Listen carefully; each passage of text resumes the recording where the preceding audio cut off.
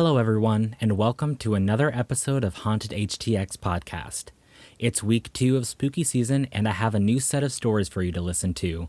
Remember, if you have a story you'd like to share on the podcast, please email me at hauntedhtx@gmail.com. And now, without much further ado, let's get into the stories.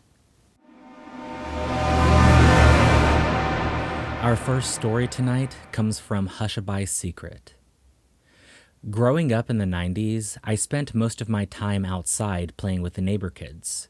I didn't live in the greatest neighborhood, so I couldn't go out exploring, but all of my neighbors had kids my age, except one. It was an old house with garbage across the yard and stuff piled up so high in the windows that you couldn't see inside.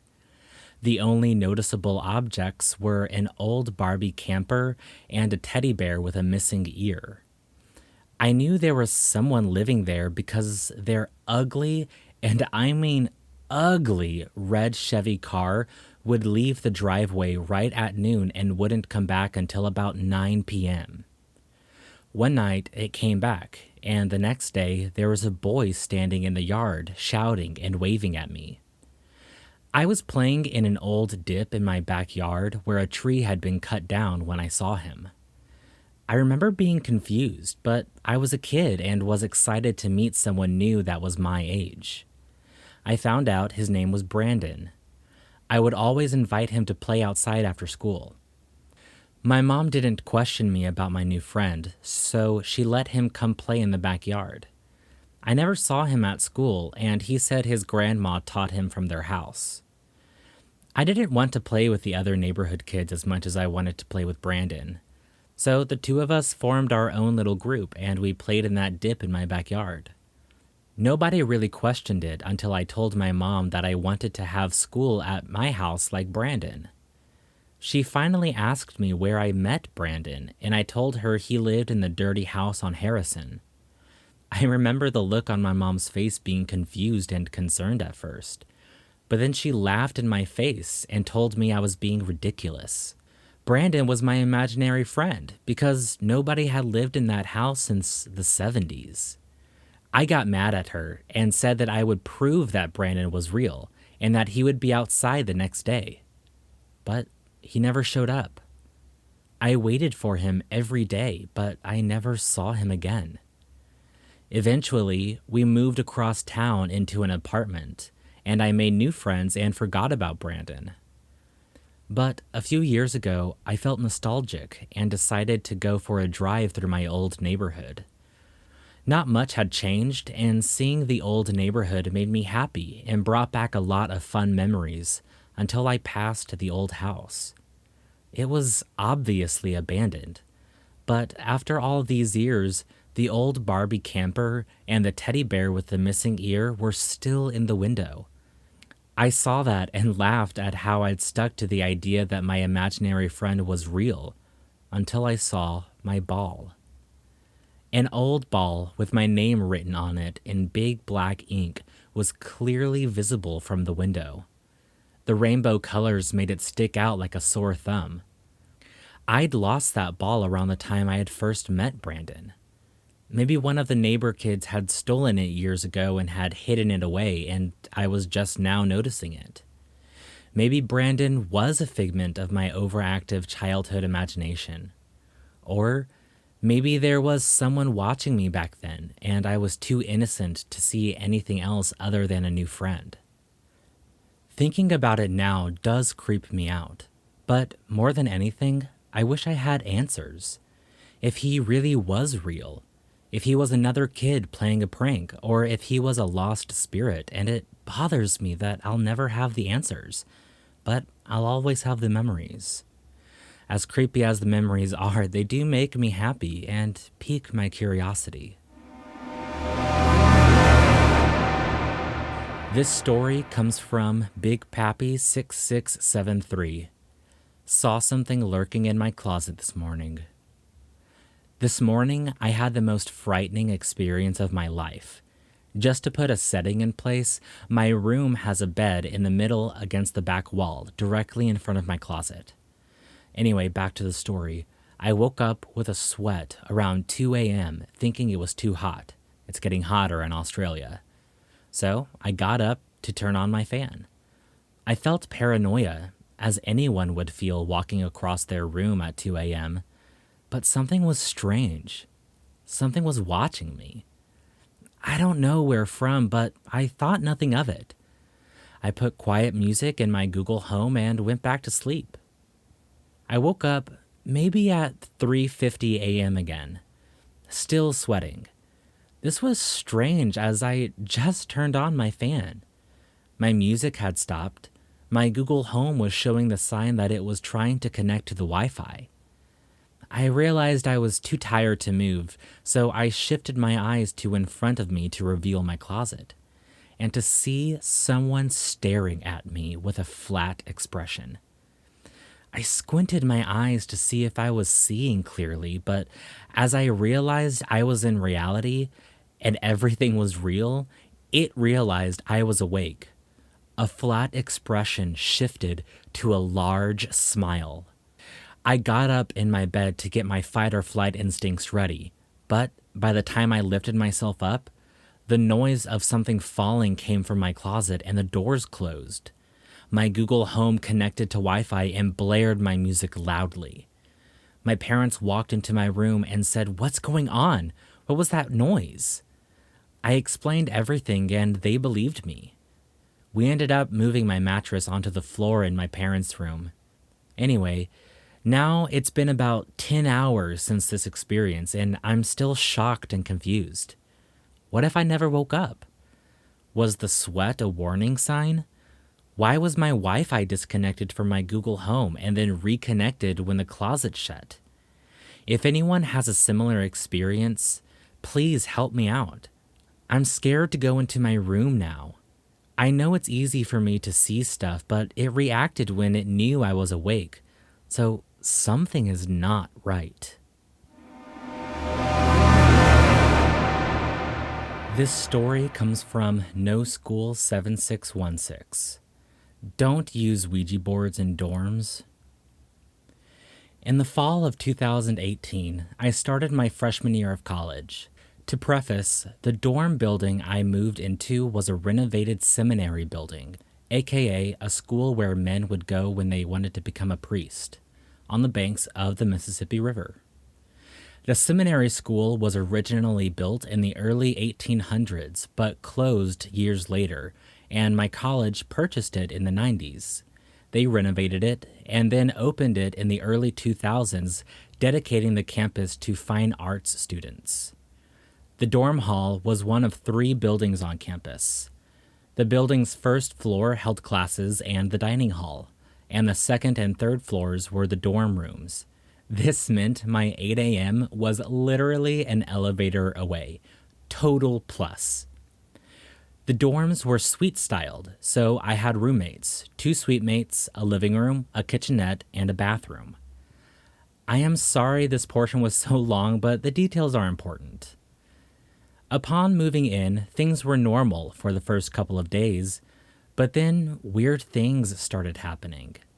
My decor started falling off the walls, even though my roommates and I all used the same command strips, most notably being my wooden cross I hung up next to my closet. I would hear running and the fridge slamming outside my room when I was certain my roommates had all gone to class. I would nap and wake up to my room door being open when I knew for a fact I shut it and you needed a key card to the room to open it. Each of these I rationalized. I heard the fridge slamming because one of my roommates had come up from class to grab a drink or food and needed to get back. Both of my suite mates were dancers, so this didn't seem too far-fetched. I got the faulty command strips from the bunch, etc. However, during the second week of school, my suite mate thought it would be a good idea to put all of our schedules on the fridge so we would know when the others were in class. This was when I realized that the times I had been hearing the fridge slam shut and running, I was in fact the only person in the room. I even asked my roommates if they had come back and they said they hadn't. That night started a week-long streak of waking up in the middle of the night with panic attacks. I would wake up around 3 a.m. feeling like someone was pushing on my chest and I couldn't move or breathe. One of the nights, the last, was so bad, once I was able to move, I ran to the bathroom and sat under cold water and called my mom bawling. Not the kind of call she thought she was going to get from her college freshman at 3 a.m. The next day, when my roommate got back from class, she told me about a student she overheard wondering what students had moved into our dorm room number because she wanted to talk to us. About half an hour later, this really petite girl shows up at our dorm room asking if anything weird has been happening, all while staring intently at me.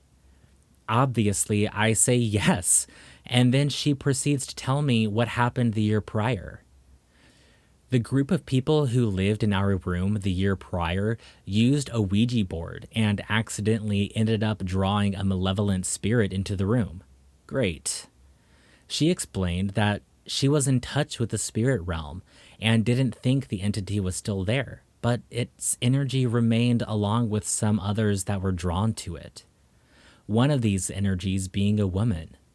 Then she focused all her attention on me again and said, "It's been picking on you, hasn't it?"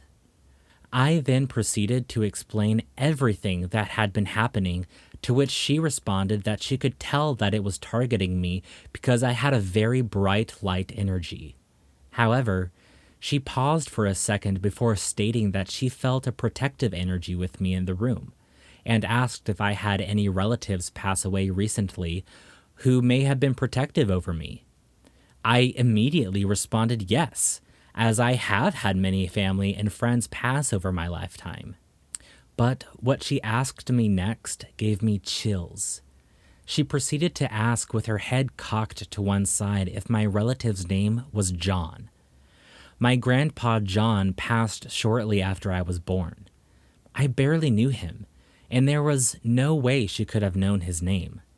Stunned, I nodded, and she explained not to worry too much because he was just there to protect me. After she left, my roommates and I kind of made it all into a joke, mostly because I think we were all freaked out and knew that we had to continue living in the room until the end of the school year. We stupidly gave the female ghost a name, Avery, and deemed her an honorary roommate to try and lighten the situation. Later that week, my roommate and I were sitting in bed when a mirror of mine fell off the wall. Frustrated that it was only ever my things that fell off the wall, I yelled, "Damn it, Avery!" And instantly my cross fell off the wall. However, when I went to pick it up, I noticed the command hook was still on the wall, meaning my cross couldn't have just fallen off. It would have had to be lifted off the hook in order to fall. My roommate and I looked at each other, jaws dropped, and immediately erupted into nervous laughter. After that, nothing really ever happened again. The next semester, one of my suite mates commented that we haven't heard from Avery in a while. The following morning, I was headed out the door to go to class and walked by one of the mirrors in the dorm room. In the reflection of the mirror, I caught a glimpse of a pale woman with long, dark hair and a white nightgown standing right behind my shoulder. I skeeted out of the dorm room so fast and did not look back. The next day, my roommates and I were all sitting in the living room, and the one who made the comment about not hearing from Avery said, "Oh, by the way, I saw Avery today." The entire room went quiet, and each of my roommates' faces went pale. I quietly said, "I did too," followed by my other roommates stating the same.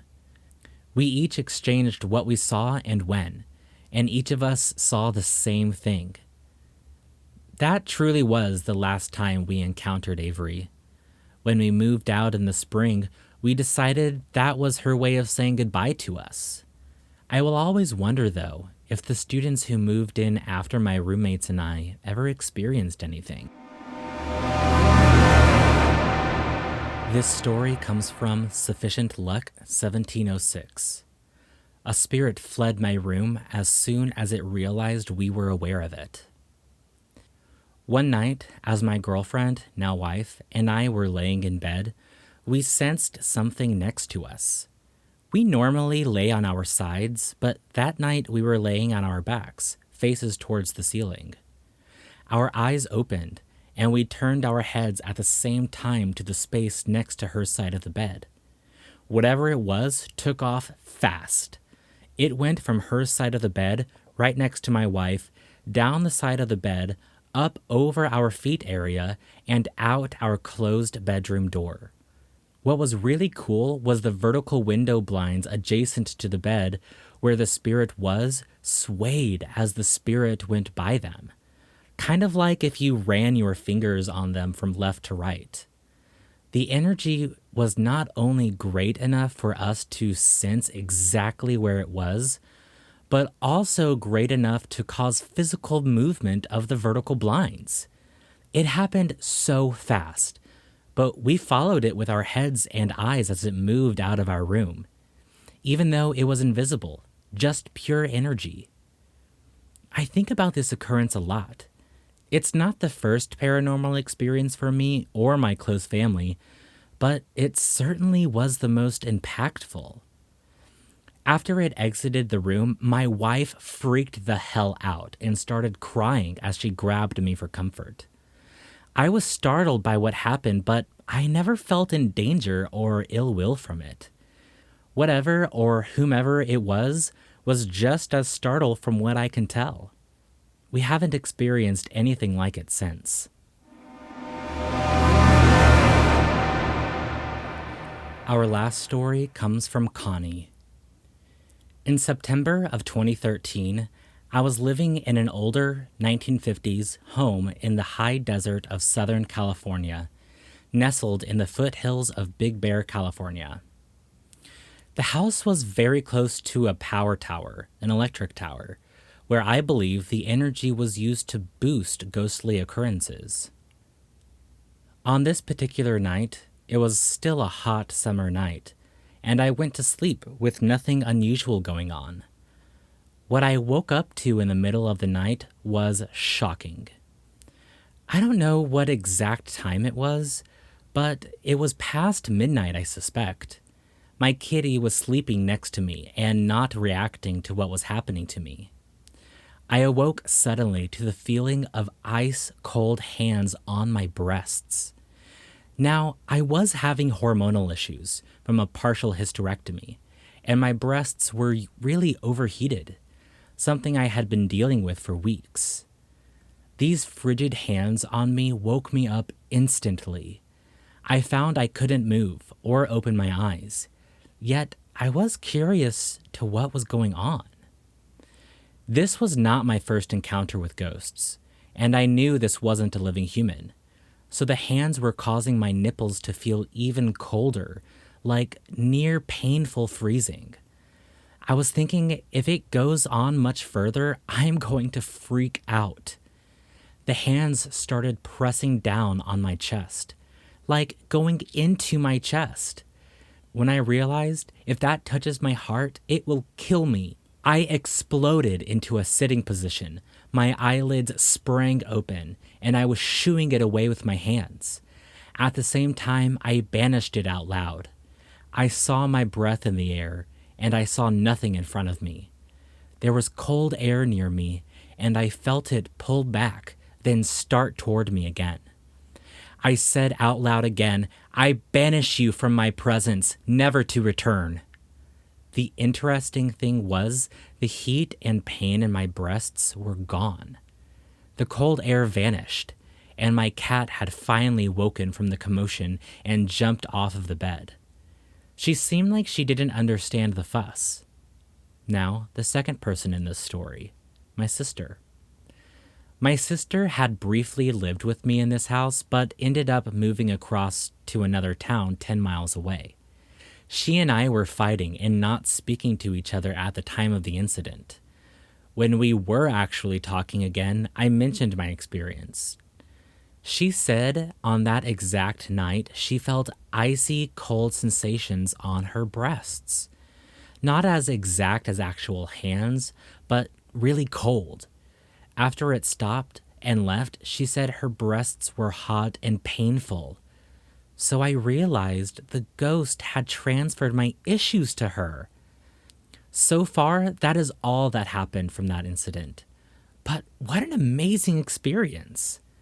How do ghosts transfer physical symptoms from one person to another 10 miles away from each other instantaneously?